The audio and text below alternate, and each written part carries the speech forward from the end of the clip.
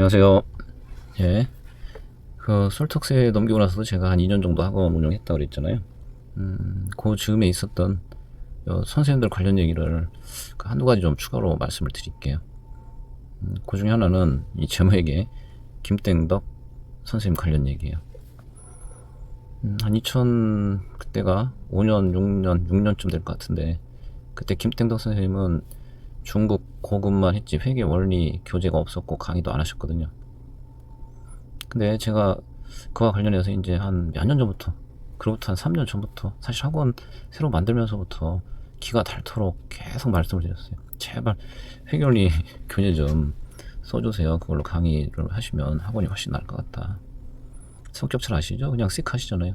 제가 왜요? 예, 해주세요. 제가 왜요? 이걸 한 3년 정도 반복을 했어요. 그럼 이제 뭔가 인센티브를 드려야 되는데 이 공동 출전 학원으로는 그게 쉽지가 않았어요. 자, 그러던 차에 이제 솔톡스로 넘어가면서부터 그럼 이제 자본주는 따로 있으니까 요거를 좀 작전을 짜야 되겠구나 제가 생각을 해서 이 솔톡스의 회사 담당자한테 야, 뭔가 좀 인센티브를 한번 제시를 해보자. 회계원리 좀 쓰도록. 그게 왜 중요하다고 판단했냐면 아마 요 2005년 6년 요 때부터 뭔가 분위기가 미래로 좀 쏠리는 분위기였거든요. 그 전까지 탄탄했지만.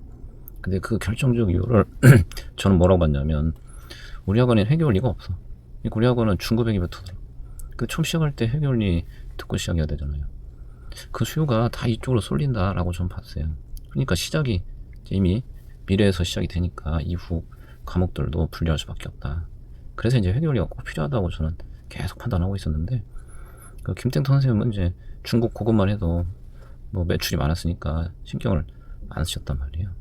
그래서 제가 솔톡스 담당자한테 그냥 이렇게 한번 해봐라. 회계원리는 지금 어차피 없는 거니까 앞으로도 없는 걸로 치시고, 근데 그게 되면 다른 과목들 이후 중급회계 이후에 미치는 영향만 가지고도 충분히 효과를 보는 거니까 가서 이 회계원리 교재만 내시면 회계원리 통해서 일어나는 매출 수익은 그냥 80% 주겠다, 아니면 취약이면 100% 주겠다고 한번 해봐라.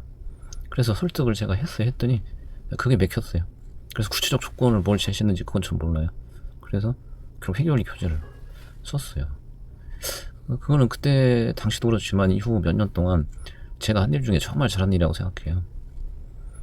왜냐면 그게 또 김땡덕 선생한테도 엄청난 그 수익으로 돌아왔어요, 결과적으로. 자, 왜 그러냐면 그러고 나서 얼마 안 있다가 IFRS가 도입이 됐잖아요. 그래서 IFRS 이 도입되면서부터 그 전에 합격 못하고 공부하던 친구들도 다 갈아엎어야 되잖아요. 전부 다 처음부터 다시 공부를 해야 되잖아. 그러니까 그때 기본 수요가 완전 폭발하게 됐는데 회계원리 교재가 있었기 때문에 그 수요를 다 흡수한 거예요. 모르긴 몰라도 그때 아마 이 김땡덕 선생님 돈 엄청 버셨을 거예요. 예. 그때 거의 제맥의 시장을 IFRS 초기에는 휩쓸다시피 했단 말이에요. 그런 일화가 하나 있었네요. 그 다음에 여러분들이 궁금해할 사안 중에 하나가 김땡호 선생님이 아닐까 싶어요. 김땡호 선생님은 2001년도 한화경 아카데미 때부터 회계원리 강의를 하셨다 그랬잖아요. 근데 자, 요즘처럼 인기가 확 올라온 것은 한참 뒤에요. 시간 많이 걸리셨어요. 저도 정확한 시점 모르겠지만 아마 거의 2015년도는 넘어서 아닌가 싶어요. 한 2015년도 그쯤부터 이제 확 올라오신 거지. 거의 15년 동안은 무명 생활을 하셨다고 보시면 돼요. 그 다음에 정인리에서 오신 원가 임땡진, 요분도 좀 궁금하죠. 그래서 이전 영상들에서 제가 우리 학원의 회계사 종합반 원가는 이제 강땡태 선생님이 담당하셨다고 그랬잖아요. 임땡진 선생님이 회계사 종합반을 시작한 것은 아마 2007년도 8년도 요쯤일 거예요. 이 강땡태 선생님은 그 당시에 뭐 강의는 평이 굉장히 좋았어요. 근데 뭐 게으른 천재까지인지는 모르겠지만 게을렀어요. 특히 어떤 쪽이냐면 이 교재 관련해서 너무 게을렀어요.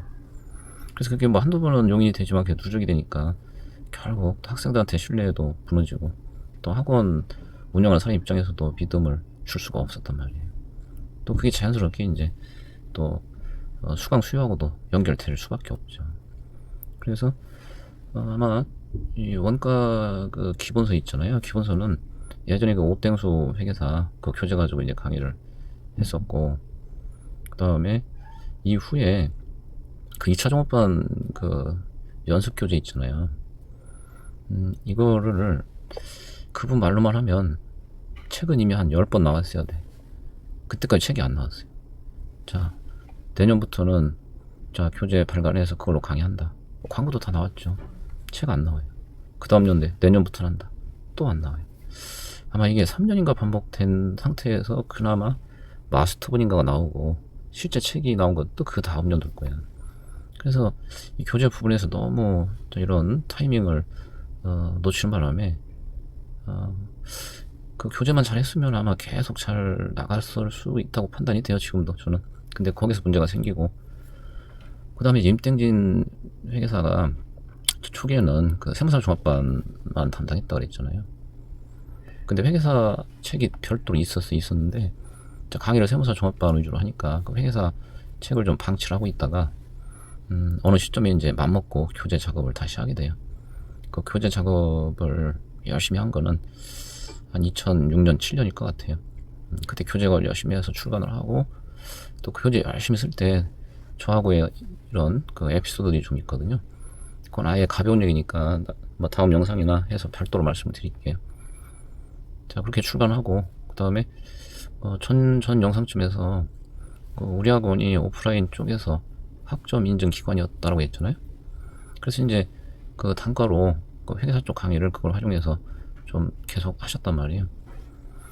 근데 이제 종합반이 생기면서 이 단과들은 사실 잘 형성이 안 되니까, 자 누가 그 경쟁력이 있냐 이걸 판단하기가 좀 어려웠어요. 그래서 이제 동일 과목에 강사가 2분 이상일 때 누굴 종합반에 투입할 거냐 이걸 판단하는 게 쉽지가 않았단 말이에요. 그래서 제가 이 학원 오픈할 때 뭐 당연히 뭐 관리 규정 이런 것도 제가 다 손으로 만들었죠. 그래서 그걸 감안해서 그때 관리 규정을 어떻게 만들었냐면 1년 단위로, 자 온라인 매출.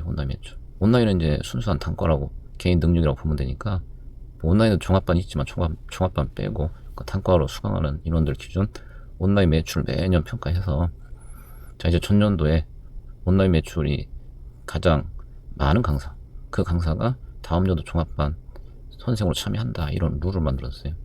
그래서 이제 아까 얘기한 강땡태 회계사의 그런 문제로 인해서 강땡태 온라인 매출이 좀 줄고, 자 이제 학점반 통해서 회계사 단과를 임땡진 회계사가 계속 하면서 순식간에 매출이 좀 많이 올라왔어요. 그래서 한 2007년쯤 그쯤에 역전이 되면서 그 다음 해부터 임땡진 회계사가 회계사 종합반을 이제 시작을 하게 돼요. 그 이후에 임땡진 회계사는 계속 상승을 했죠. 그래서 이제 지금까지 오고 계시다, 이렇게 보시면 돼요. 그래서 그 학원 내에서 그 강사들 관련 내용들은 이러한 것들이 있었네요. 이러한 것들이 있었고, 이번 영상은 요 2가지 말씀드리고, 회계원리 얘기, 임땡진 회계사의 자 이제 도약 요거 말씀드리고, 정말 이제 다음 영상 한 1-2개 정도는 그냥 재밌거리 가벼운 얘기를 좀 해보도록 할게요. 그런 것들도 있으니까 그 다음 영상에서 다시 뵙도록 할게요. 마치겠습니다.